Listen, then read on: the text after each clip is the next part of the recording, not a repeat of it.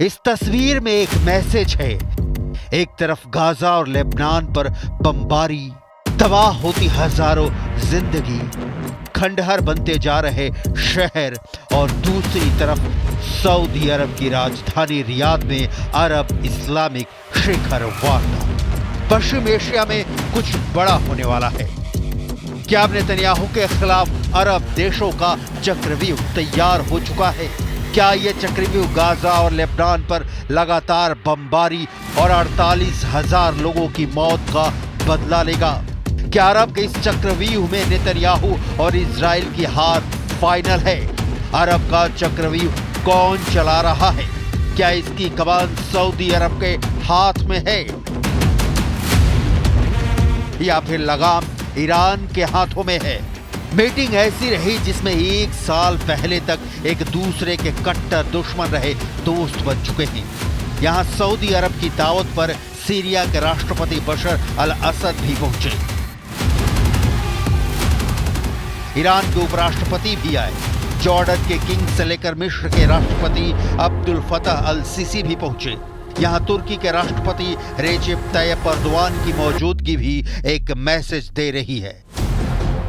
अरब और Islamic world के 50 से ज्यादा राष्ट्राध्यक्ष और लीडर इस समिट में शामिल हुए और फिर आया सबसे अहम मैसेज।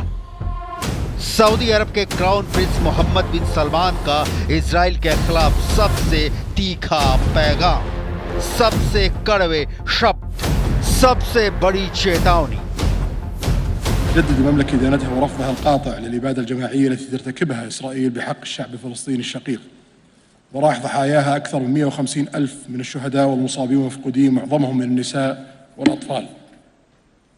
ونؤكد أن استمرار إسرائيل في جرائمها بحق الأبرياء والإمعان في انتهاك قدسية المسجد الأقصى المبارك والانتقاص من الدور المحوري للسلطة الوطنية الفلسطينية على كل الأراضي الفلسطينية من شأنها تقويض جهود الهادفة لحصول الشعب الفلسطيني على حقوقه المشروعة وإحلال السلام في المنطقة. मोहम्मद बिन सलमान ने यह भी कहा कि इजराइल ईरान पर हमला करने की गलती ना करे और फौरन गाजा और वेस्ट बैंक से अपनी फौज वापस बुलाए। गाजा में इजराइल की बमबारी शुरू होने के बाद यह पहली बार है जब सऊदी अरब ने नेतन्याहू के युद्ध पर इतने सख्त शब्दों का इस्तेमाल किया है। गाजा में अब तक 43,500 से ज्यादा लोगों की मौत हो चुकी है। लेबनान में मरने वालों की तादाद 3,200 तक पहुंच गई है। ये ऐसे आंकड़े हैं जिसे लेकर अभी तक इजराइल को सबसे बड़ी टक्कर सिर्फ ईरान ने दी है। नेतन्याहू और खामनेई ने इस वक्त भी एक दूसरे के खिलाफ अपनी तलवार म्यान से बाहर निकाली हुई है, क्योंकि ईरान का जवाबी पलटवार कब होगा ये सिर्फ और सिर्फ ईरान के सर्वोच्च नेता अली खामनेई जानते हैं। लेकिन जब अमेरिका में डोनाल्ड ट्रंप के आने के बाद इजराइल को अरब देशों के साथ अब्राहम अकॉर्ड मजबूत होने की उम्मीद नजर आ रही थी, तब सऊदी अरब के क्राउन प्रिंस मोहम्मद बिन सलमान ने एक ऐसा अरब चक्र दिखाया है जिसमें नेतन्याहू घिरे हुए नजर आ रहे हैं।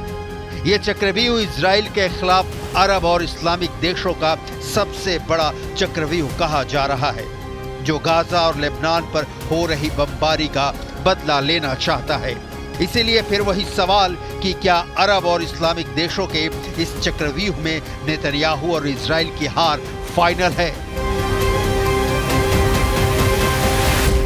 إن الشرط الضروري لتحقيق الأمن والاستقرار والانتقال من نظام إقليمي جوهره الصراع والعداء إلى آخر يقوم على السلام والتنمية هو إقامة الدولة الفلسطينية المستقلة على خطوط 4 يونيو لعام 1967 وعاصمتها القدس الشرقية. सिर्फ 48 घंटों के अंदर जब गाजा और लेबनान में इजराइल के फाइटर जेट बम गिरा रहे थे, तब पश्चिमी एशिया में बहुत से समीकरण बदले हैं।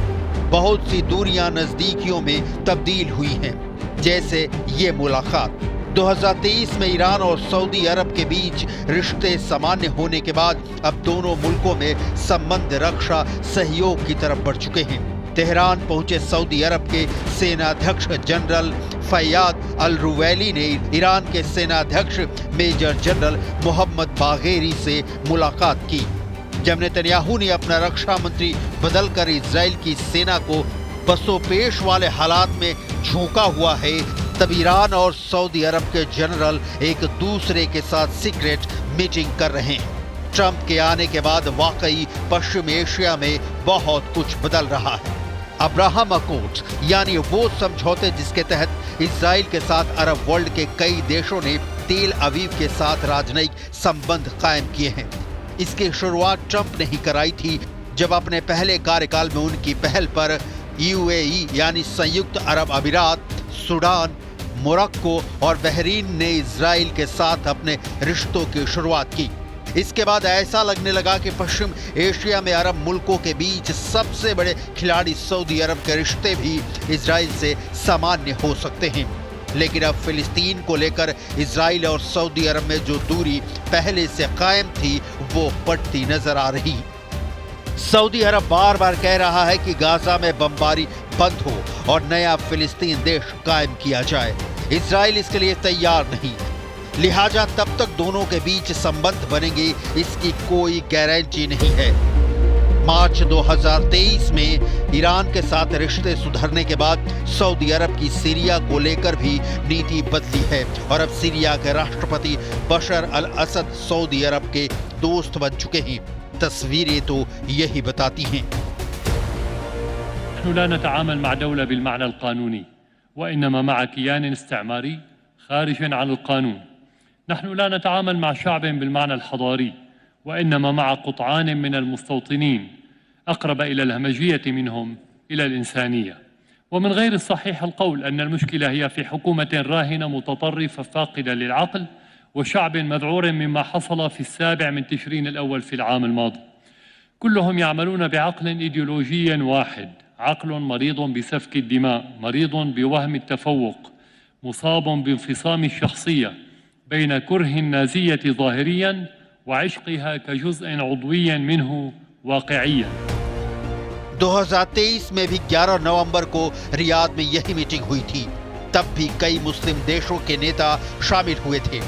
तब भी मुस्लिम देशों ने एकजुट होने और इजराइल पर पाबंदी लगाने की मांग की थी। लेकिन पिछली बार के मुकाबले इस बार अरब देशों के शब्द इजराइल को ज्यादा परेशान कर सकते हैं।